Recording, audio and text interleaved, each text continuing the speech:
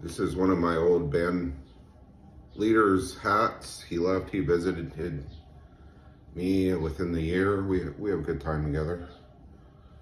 That was in Cincinnati when I played with his band during, let's say from 1990 to 1995. We had some successes.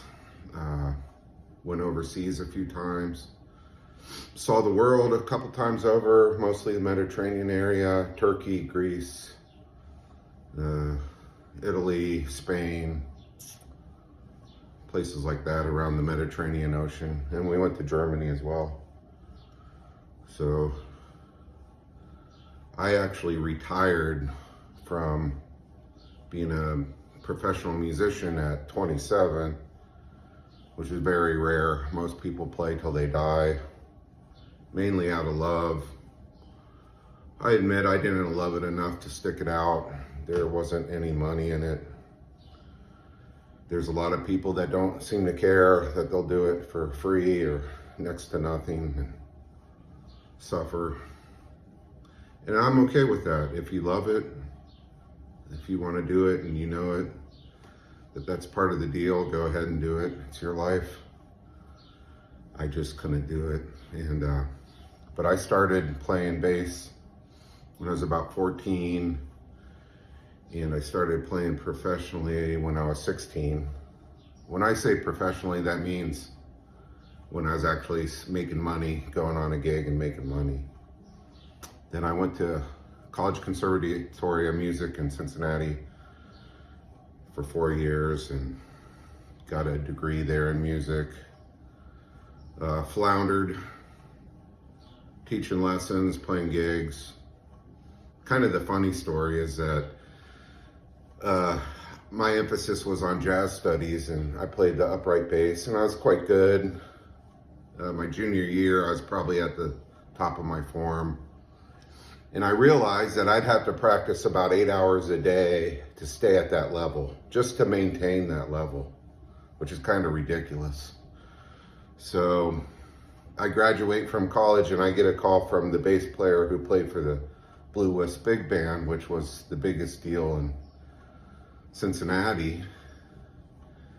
And I asked him how much it would pay, and he said $10. And I had another gig that paid $100, and I knew if I turned him down, it was over. I was never going to play a jazz gig again in that town. And I said, I can't do it. I have to pay the rent. I have to take the $100 gig. I'm sorry. And it was true. I never got called to play at the Blue Wisp or jazz gigs. Jazz gigs were even notoriously less pay than a rock gig or a wedding gig. So I knew I was in trouble. I didn't have a focus outside of music. That's what I put all my energy into. So I joined Robin Lacey's band, and he had a lot of gigs. It was not, I don't think he'll disagree with me. We didn't have to think too much. It was party music. It was Cajun rock and roll. We didn't have to put much thought into it.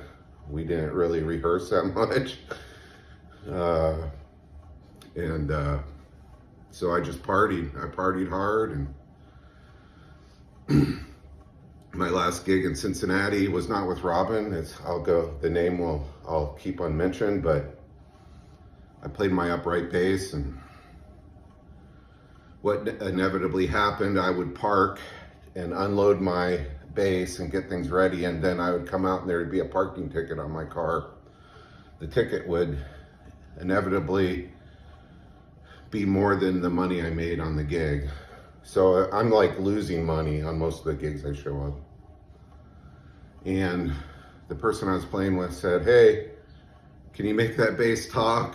And I said, if I could make this bass talk, I wouldn't be playing with you for $50 a night. So that was it. I said, I can't play I'm not doing gigs anymore. It's too humiliating. So that was it. And I was about 27. If that, I could have been even younger. So I never regretted that decision, not even to this day. Never had a desire to play live again. I mean, yeah, Pink Floyd called me and say, hey, can you play a gig for $100,000? I'd be on it. Uh, if you're a member of Pink Floyd, DM me. So that's my story on my professional bass playing career. And it was kind of hard to keep this short. I'm trying to keep these short. But I will talk to you later. Bye.